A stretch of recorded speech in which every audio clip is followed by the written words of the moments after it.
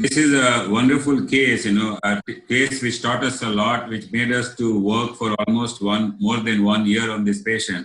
And still the Providence thought it other way and see what happened. Is there, okay, so if everybody can mute their mics, so there'll be no echoes. Now this is a 71-year-old male, a smoker, hypertensive, diabetic. This patient had sarcoid and a descending thoracic aneurysm, and he had a TVAR which was done in December 2015 at a hospital outside, not at our hospital. Now, he developed 102 degree Fahrenheit fever post-TVAR and was put on broad-spectrum parenteral antibiotics, but he did not respond. And after 2 months, he developed recurrent hematemesis. A repeat CT was done, which showed type 1 endoleak at the proximal edge of stent graft. Stent graft actually was placed within the aneurysmal sac proximally and it did not cover the neck. So that means first that there was an endoleak because the graft was not put properly. And to top it up, there were gas-filled cavities around the stent graft, and there was also a suspicion of aortoesophageal fistula. So this patient, post-stenting, developed a mycotic aneurysm and also had an endoleak. So this was this was done in December in another hospital. He was admitted to Indraprastha Apollo Hospital on 12th May 2015, which is almost a few months after, about 5 months, 4.5 months after the procedure. A PET CT was done, and it revealed infection around the stent graft in the mediastinum and the presence of aortoesophageal fistula. An upper GI endoscopy was also done, and it revealed aortoesophageal fistula at 30 centimeters from the incisor. And this is a reconstructed image where you can see the stent graft is there, but it has been, it is not covering the aneurysm, and there is an endoleak. Also, what you see here in the CT angiogram is that you have gas-filled cavities around the stent graft, and there is an evidence, a small evidence of aortoesophageal fistula. This is the PET, which shows high inflammation and FDG uptake around the stent graft and in the mediastinum and around the esophagus. And this was the angiogram which was done. So at this stage, the patient went from one hospital to many hospitals, then came back to us, and he was seen by surgeons, the top surgeons all around the country, and they refused surgery at this stage because the surgery would have required a very extensive surgery, taking out the entire aorta in this segment, cleaning up the mediastinum, repairing esophagus, as well as repairing the aorta. And that would have been a major catastrophe when the patient was septic and was also having gas-filled organisms and all around. So this is the picture in the esophagoscopy, where you can see the protruding of stent graft seen from the esophagus in the aorta. And then it was thought the patient refused surgery, and all the surgeons refused surgery, so we had to do something. We thought it may not be sarcoid, it may be a tuberculous infection, because and then we put the patients on 4-drug ATT and broad-spectrum antibiotics, and we bypassed the esophagus and to actually eliminate infection, and did a feeding jejunostomy on the 17th of May. And he was referred to different surgeons again, and who refused surgery, and this was also discussed in our APIC meeting in 2016, and every surgeon there refused surgery and asked the patient to be left alone. He was discharged on ATT and continued with the parenteral feeding. This is the extrajejunostomy with the feeding tube. He actually gained weight and became apyrexic, but hematemesis actually continued. He was readmitted after 6 months of ATT for a revision TVAR. His blood cultures and sputum cultures were negative, and the TLC was normal. And the repeat PETs actually showed markedly decreased FDG uptake in the mediastinum, in the peri-stent graft area, and also in the esophagus. So he was taken up for this endovascular repair, and obviously we had to do a chimney repair here because there was no space, and there was an endoleak in the proximal neck, and that was not addressed in the previous procedure done outside.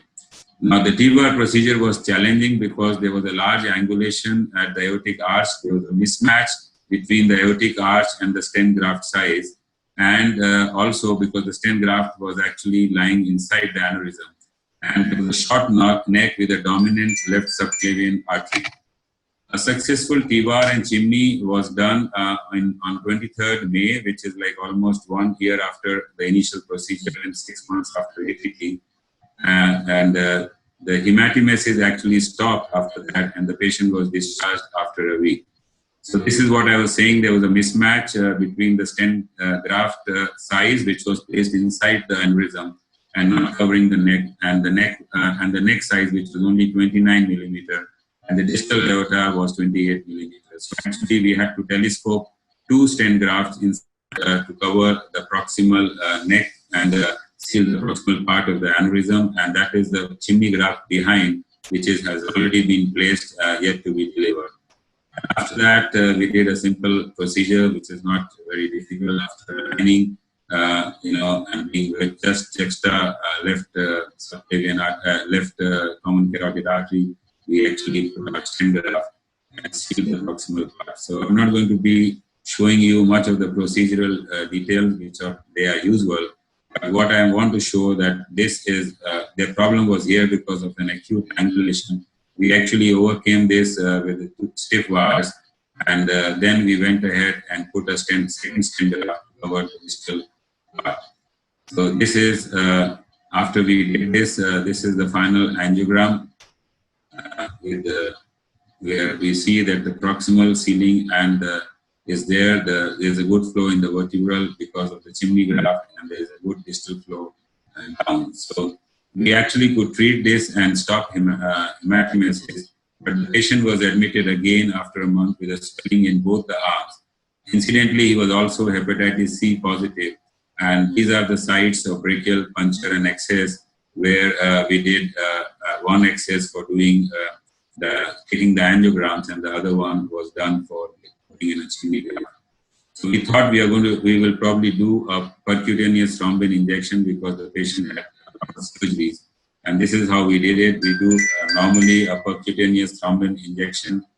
We balloon occlude the artery and then go ahead and treat these lesions by injecting thrombin from under road mapping from directly from the skin under fluoroscopy. And this is the technique which we learned in National and we have been using it very, very frequently with very good results. So this is how we do it. Once we occlude with the balloon, we directly go and inject thrombin, and this thrombin is actually mixed with the contrast, so you can know exactly where you have done it.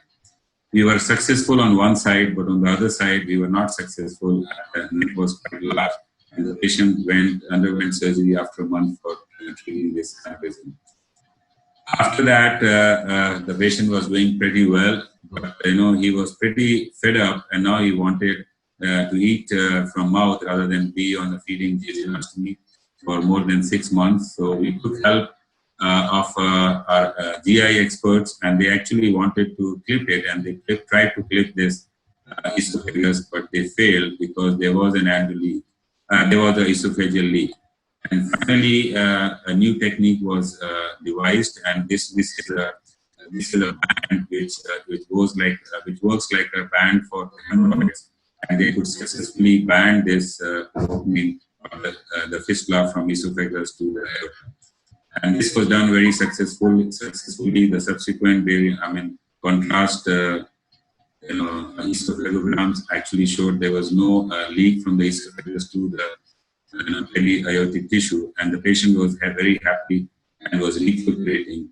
Things were fine, but one day, when he was about to be discharged, he developed, valvulus, and this led to an intestinal gangrene, and the patient died of acute abdomen, and he was operated. The whole of the small intestine was actually taken out, and he went into sepsis and he died in the hospital when he was about to be discharged after 15 days of the procedure.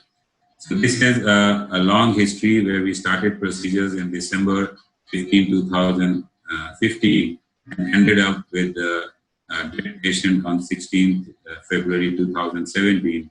that actually was not related to the procedure, but this was something which came out of the way because of intestinal obstruction. And probably Providence wanted it the other way, and the patient would not survive because, in spite of our continued efforts to get him to a good quality of life without surgery. So I'll end up here. If there's any question, I'll take.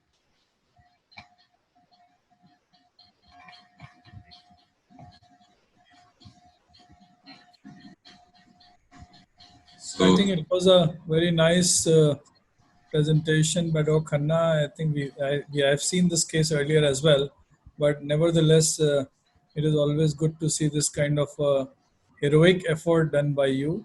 And I must say, in this case, the big boy didn't fail. Okay, and welcome Dr. Ivo Petrov from Bulgaria. And so we'll move to the next one. I think next one would be Dr. Vijay Trehan.